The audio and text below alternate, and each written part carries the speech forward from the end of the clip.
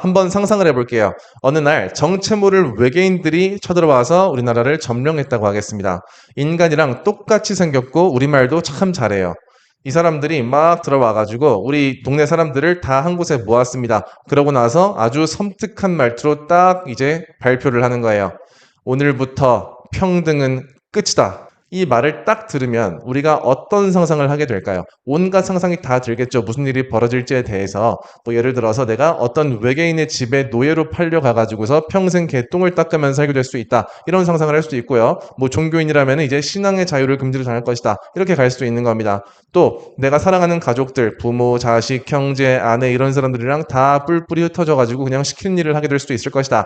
다양한 생각들이 들 수 있습니다. 엄청 끔찍한 생각들이죠. 방금 우리 마음속에서 무슨 일이 일어났죠? 이 평등이란 단어를 딱 건드리니까 그거랑 연결되어 있던 소중한 것들이 막 떠오르면서 그것을 잃어버릴까봐 두려웠단 말이에요. 이런 식으로 우리는 이 평등이라는 작은 말주머니에다가 소중한 것들을 엄청 많이 담아둔 채로 살아갑니다. 비유를 하자면 요만한 주머니인데 한 10억 원 넣어두고 사는 거예요. 그리고 이 주머니가 딱 건드려지면 우리가 엄청난 공포심에 휩싸이게 되는 겁니다. 이런 식으로 삶에서 가장 중요한 것들을 꾹꾹 눌러 담은 주머니, 이런 걸 우리는 상징이라고 부릅니다. 평등은 하나의 상징인 거예요. 자, 이 10억 원이나 들어있는 이 작은 연약한 주머니, 이거 우리한테 엄청 소중한 거죠. 또 중요하기도 하고요. 근데 이걸 반대로 얘기하면요, 이 조그마한 주머니를 상대방이 나한테서 훔쳐갈 수 있다면 우리는 정신세계에 치명타를 입는다는 겁니다. 이 가치를 잘 공격하면요, 한 개인의 정신세계를 내 마음대로 휘두를 수가 있는 거고요. 나아가서 한 사회를 내 마음대로 휘두를 수도 있는 겁니다.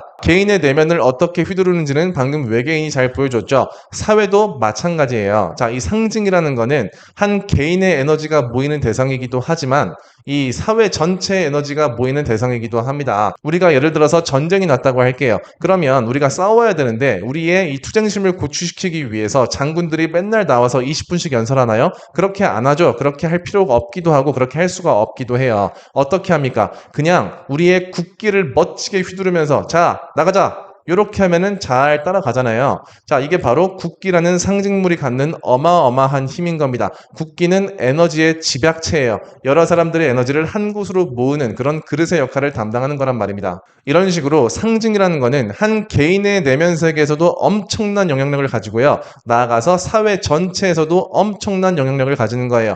내 힘이 모이는 대상이기도 하지만 모든 사람의 힘이 모이는 대상이기도 한 겁니다. 이런 걸 잘 알고 있었기 때문에 고대 국가들이 전쟁할 때 항상 뭐 했습니까? 상대방이 소중히 여기는 상징물들을 파괴하잖아요. 신전 파괴하고 신상 파괴하고 상대방의 저항의 상징인 영웅을 살해하고 공성전을 하고 나서는 꼭 상대방 성에 올라가서 깃발을 우리 걸로 갈아치우죠. 다 이게 상징의 심리학적 힘을 무의식적으로나마 알고 있기 때문에 그렇게 행한 것이라고 볼 수 있는 겁니다. 최근 사례를 봐도 알 수가 있죠. 미국 민주당이 왜 이렇게 트럼프를 공격을 했을까요? 트럼프는 반민주당 세력, 보수 세력의 지금 상징물이 됐어요. 그래서 거기에 엄청난 힘이 몰려있기 때문에 트럼프라는 힘 주머니를 파괴하면 그 힘이 분산될 것이다. 이런 계산이 깔려 있는 거고요. 또 다른 최근 사례로는 파리 올림픽 사건이 있었죠. 기독교에서 굉장히 신성시하는 그런 최후의 만찬 장면을 소위 쾌락주의로 칠을 해버렸잖아요. 이건 상징 파괴 행위인 거죠. 우리의 승리를 선언하고 상대방의 정신을 무너뜨리는 행위인 겁니다. 요즘에 이런 관점이 유행이에요. 이 세상을 경제적으로 해석하는 것은 굉장히 현실적인 거고 인문학적으로 해석하는 것은 굉장히 순진한 것이다. 자, 근데 저는 이런 것만큼 순진한 생각이 없는 것 같아요. 이런 생각은 누가 할 수 있는 거냐면 자기의 무의식을 깊게 들여다보지 않은 그런 순진한 사람만 할 수 있는 겁니다. 인간은 가치와 상징에 어마어마한 영향력을 받고요.